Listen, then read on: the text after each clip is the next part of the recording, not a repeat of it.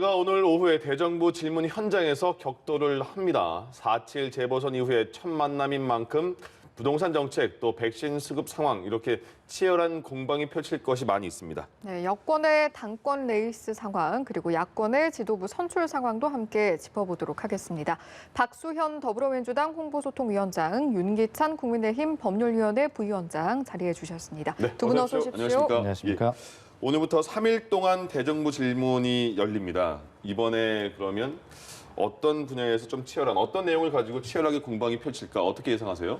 예, 우선 앞서서도 언급이 있었습니다만 야당에서는 이 부동산 정책 이 전면적인 그 전환을 요구할 겁니다. 그러면서 부동산 정책이 실패했다라고 하는데 방점을 두고 정책의 180도 전환을 요구할 가능성이 크고요. 예. 그다음에 백신 수급이라고 하는 것이 지금 국제적인 수급 불안정한 한 요소가 좀 발생하고 있지 않습니까? 이러면서 현재 정부의 백신 수급 노력 이런 것들을 좀 흔들면서 좀 불안을 조장하면서 어떤 그 백신 수급 역시도 실패했다라고 하는 그런 데 방점을 두고 이야기를 할 것으로 예상이 됩니다. 네. 이 예측 어떻게 보십니까? 이거 거의 뭐 저도 공감하는데요. 다만 이제 이게 3일 동안 총리는 계속 나와야 되잖아요. 근데 물론 네. 총리 대신 홍남기 부총리가 나오겠지만, 예. 그러니까 이제 그 3일 계속 부처별로 다른 그 대정부 질문을 하지만 총리에 대해서만은 계속 똑같은 질문이 갈 것 같고요. 네. 그러니까 첫날은 이제 법무부 관련 그 대정부 질문이 있기 때문에 아마 공수처 문제도 거론이 될 겁니다. 지금 공수처가 이성윤 서울중앙지검장의 그 조사 과정에서 문제가 있었고, 그다음에 검찰과 기소권 관련해서 이것이 이제 이첩, 제2첩 과정에서 기소권이 누구한테 있는지에 대한 분명한 입장이 정리가 안 됐거든요. 예. 여기에 대해서 행정부 입장에서는 정리가 돼 있는 상황이어야 되기 때문에 이거에 대한 질문이 있을 것 같고요.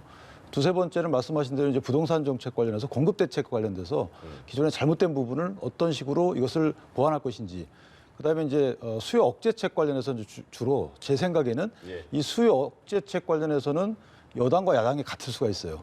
그러니까 세제 규제를 좀 풀고 세금을 완화시킨다는 의미입니다. 예. 그러니까 대출 규제를 완화하는 측면에서 지금 여당에서도 다른 목소리가 나오고 있기 때문에 저는 이게 재밌는 분야가 될 것 같아요. 여기에 대해서 여야가 같은 내용의 질문을 했을 때 정부가 어떤 대답을 할지 이것이 가장 관심이 가는 부분이고요. 예.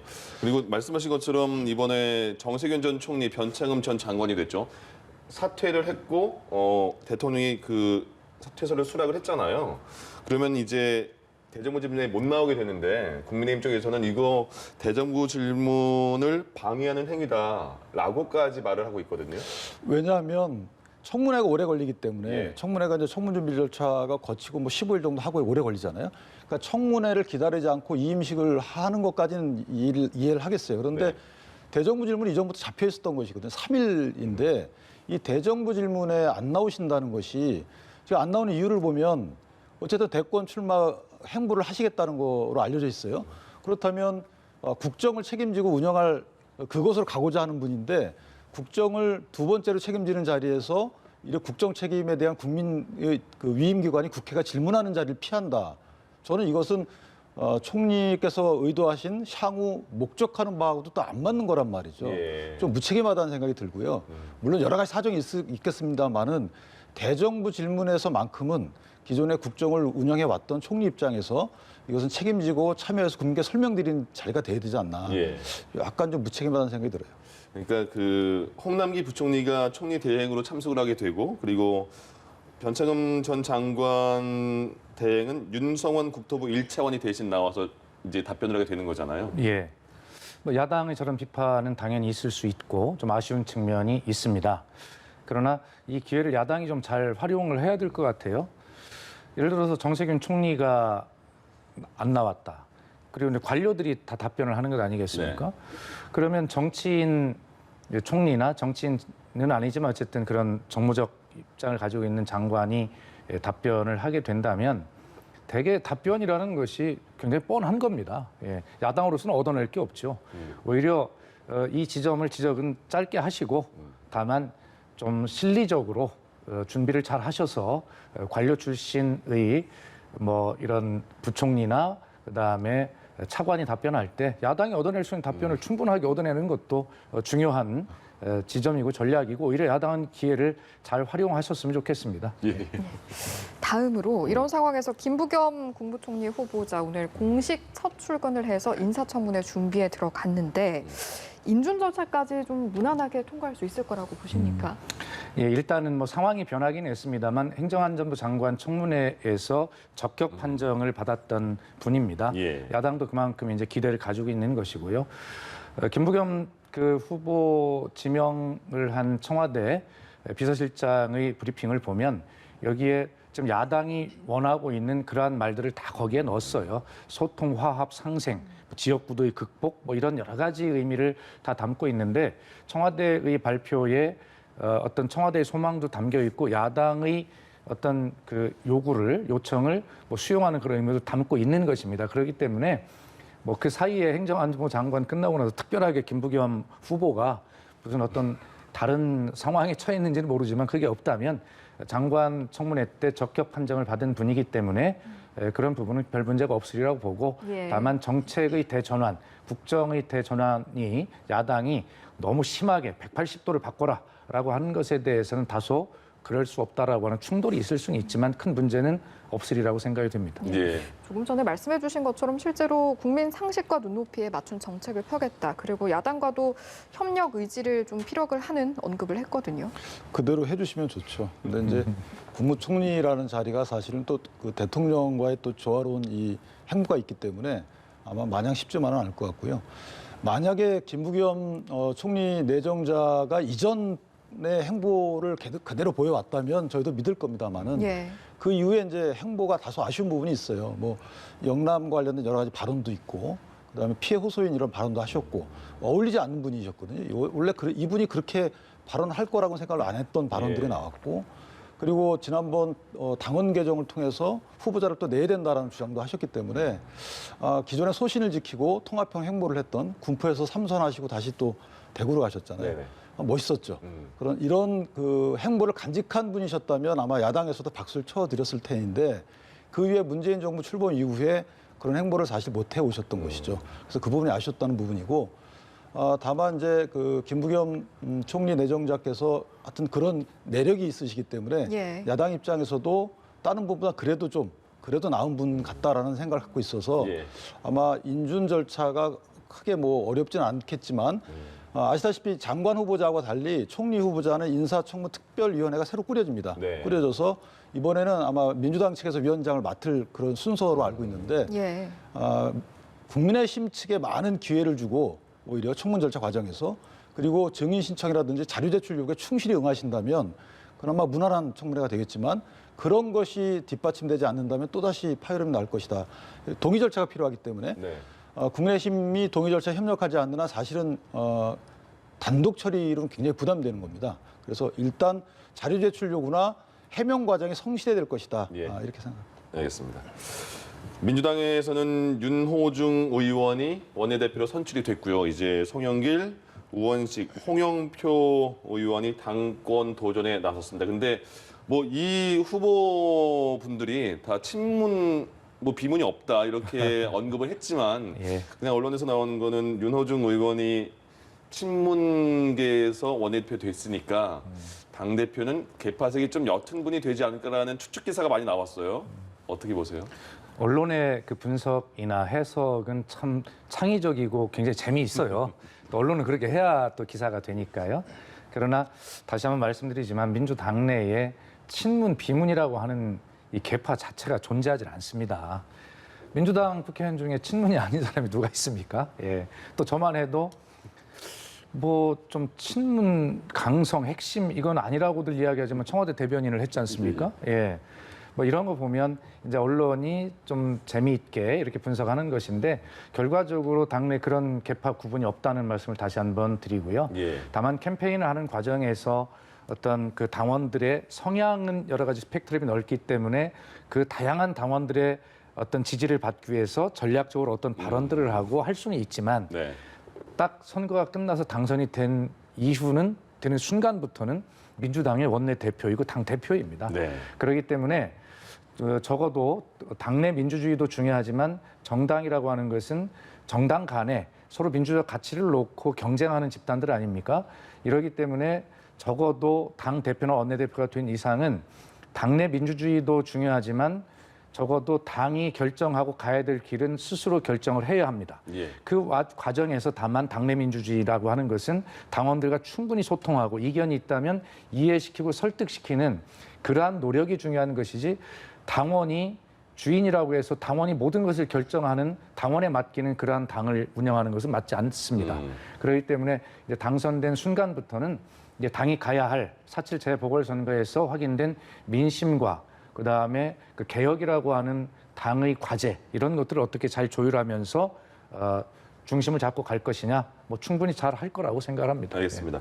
4월 28일부터 당원 투표가 시작이 돼서 5월 2일 날 민주당 당대표가 결정이 됩니다. 그 국민과의 관계에서도 여당 대표의 역할도 중요할 것 같은데 어떤 대표가 민주당에 와야 된다고 보십니까? 일단 공석이 된 법사위원장을 야당이 흔쾌히 양보해서 협치의 물꼬를 틀 수 있는 분 일단 세 분 필요하잖아요. 다 양보 못 하겠다던데요. 물론 그렇습니다만 예. 정도의 차이는 있을 것 같고요. 저는 이제 의원들이 투표권 있는 원내대표 선거에서도 이렇게 국민이 평가하기에 친문색채가 있는 분이 됐기 때문에 사실은 당 대표는 더욱더 조금 더 당원들의 어떤 의사가 많이 반영된다고 보이지만 85% 대의원과 권리당원이면 예. 그렇기 때문에 큰 이변은 없을 거로 보여지고요. 다만 어떤 분이 뽑히든지 간에 그것이 중요한 것이 아니고 대화 협상에서 어떤 전향적인 자세를 취하느냐가 중요하고 그 단초가 이제 법사위원장의 배분 문제라고 봅니다. 예. 네. 물론 이제 상당히 어려운 문제겠지만 하반기 이전에 원 구성할 때 이전에도 그런 얘기 있었거든요. 어떤 야당이 원했던 것이 야당이 견제권을 보장할 수 있는 법사위원장 자리를 원했기 때문에 그 부분이 상징적인 의미가 있다. 그래서 아마 그 부분을 보면 앞으로 여당이 야당을 대하는 모습 또는 여당이 국민을 대하는 모습 이런 것들이 판가름 나지 않을까라는 생각을 합니다. 예. 그러니까 윤호중 의원이 민주당 원내대표에 선출이 됐고 그래서 법사위원장 자리가 공석이 됐고 이게 지금 관심이 모아지고 있는 건데 여당 내에서도 고심이 좀 깊다라는 이야기가 들리는 것 같습니다. 법사위원장 이슈를 놓고 제가 말씀드리는 건 적절치 않고요. 예. 다만 뭐 이 방송 들어오기 전에 우리 윤기찬 부위원장님에게 제가 그런 말씀 드렸습니다만 이게 서로 그 여당은 예를 들어서 어떤 것이든지 뭐 태도가 준비돼 있다라는 자세를 가져야 되는데 야당에 대해서 좀 부탁을 드리고 싶은 건 이런 겁니다.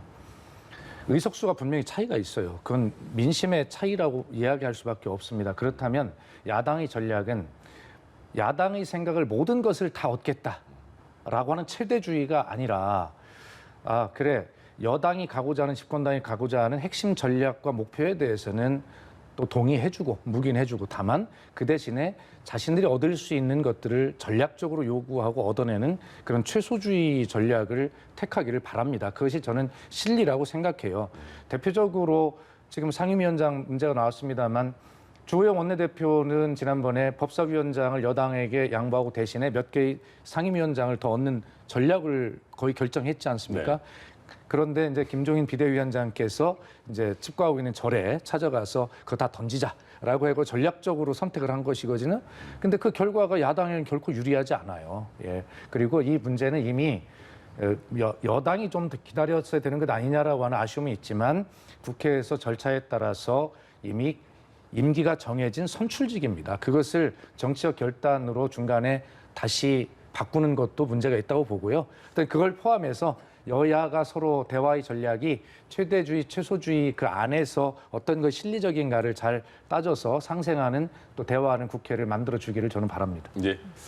국민의힘은 주호영 원내대표죠. 대표 대행으로 있는데 원내대표에서 물러나기로 하면서 지금 원내대표 후보군들이 거의 정해진 상황이 된 것 같아요. 보면 김기현 의원과 김태흠 의원이 출사표를 이미 던졌고 권성동, 유이동 의원까지 이렇게 4파전 아니겠느냐 이런 예측이 나오던데 지금 분위기는 어떻습니까? 지금 현재 국민의힘에서 어떤 종류의 인물이 결정이 되어야 되는 상황이죠?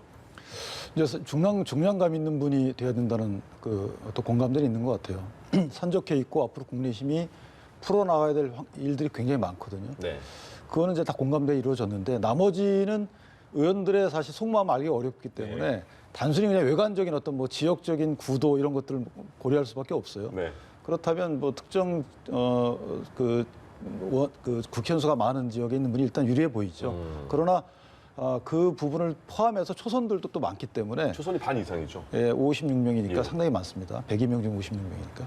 따라서 이게 어떻게 결론날지 모르겠습니다. 그리고 제가 여기서 또 어떤 분이 우세하다고 언급드리는 네. 것도 적절치 않고, 다만 일부 분의 경우에는 이제 어떤 피해자라는 이제 그동안에 여당으로 피해를 입었다는 이런 동정론도 있고, 예, 예. 또 어떤 분은 수도권에서 또 해야 된다는 이런 또 공감대도 있고 해서 사실 오픈해봐야 알 수 있을 정도로 아마 상당히 표차가 크지 않지 않을까라는 생각을 합니다. 그러면 민주당 입장에서는 원내 대표는 어떤 인물이 되어야 될 것 같습니까? 아니 그러니까 바로 직전에 제가 답변을 드렸듯이 네.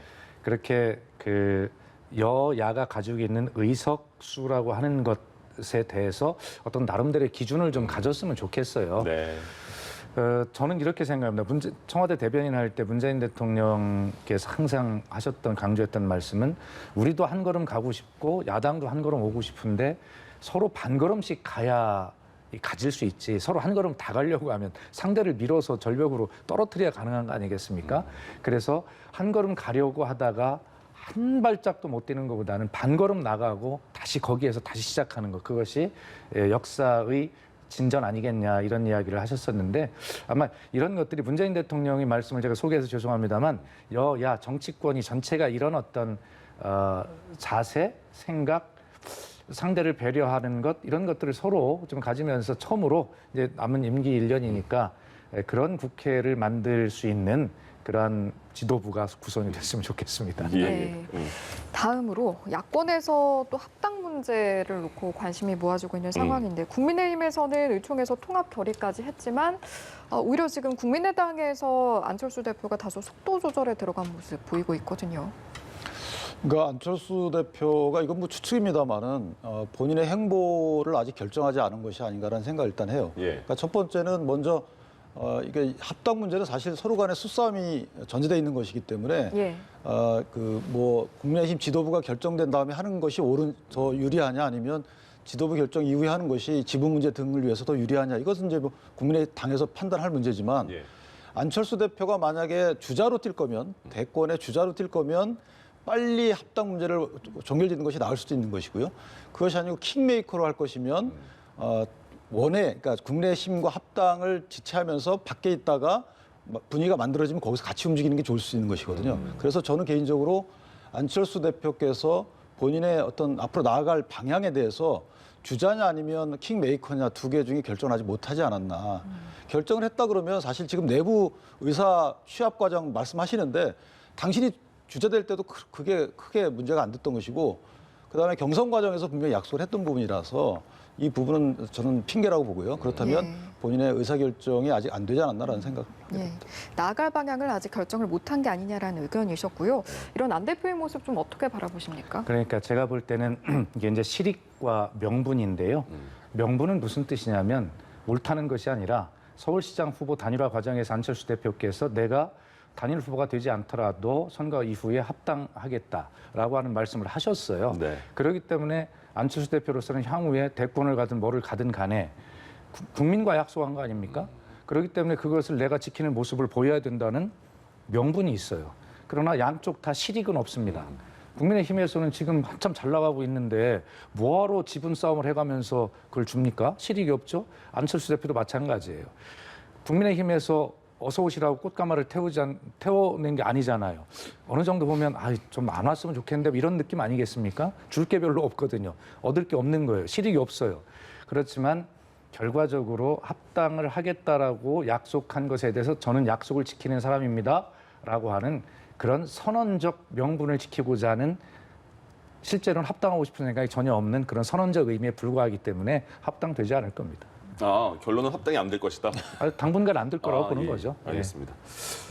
윤석열 전 총장 얘기 좀 해보겠습니다. 리얼미터에서 조사를 했는데요. 이재명 경기지사와 양강 체제가 계속 굳어지는 그런 듯한 느낌이에요. 근데 오차범위 밖에서 1등을 하고 있습니다. 지금 국민의힘 쪽에서는 아직까지 대권 주자 특별하게 딱 그 두각을 나타내는 분이 없는 상황인데 윤석열 전 총장의 지지율 어떻게 보십니까? 저는 저 부분이 국민의힘 지지층뿐만 아니고 네.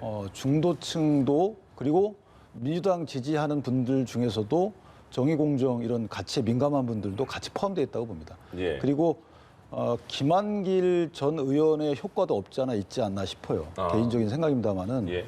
김한길 의원과 뭐 친하다 이런 얘기도 나오고 있고 네. 또 사실 그 공간이 열려 있는 공간이거든요. 현재 민주당이 아직까지는 그 부분을 100% 점유를 못하고 있는 공간이에요. 그래서 정세균 총리가 18일 날 바로 김대중 대통령 기념관 방문했듯이 예. 사실은 그 이 동교동계 쪽이 다소 약간 아직 무주공산인 측면이 없지 않아 있어요. 어느 쪽에도 절대적인 지지를 보내지 않고 있거든요. 그래서 거기에 계신 분들도 상당수 윤 전 총장을 마음속으로 지지하거나 지지할 수 있다 이렇게 열어놓은 카드가 아닌가. 그렇기 때문에 아직까지 지지율이 많이 나오는 것이고 이 부분이 이제 정계 개편을 어떻게 메꿔질지 모르겠어요. 예. 민주당에 계신 분들이 나와서 여기 메울지 아니면 못 메울지에 따라서 정권이 행보는 상당히 달라질 수 있다. 저는 이렇게 봅니다. 윤기찬 부위원장님의 해석을 다시 또 해석해 줘야 되는 것 같은데요. 저는 두 가지 요소라고 봅니다. 이런 윤석열 총장의 저는 현상으로 아직 굳어졌다 보지 않고요. 네. 바람인데요. 이 바람은 당분간 계속될 수 있다 이렇게 보는 것이고 그것이 언제까지냐.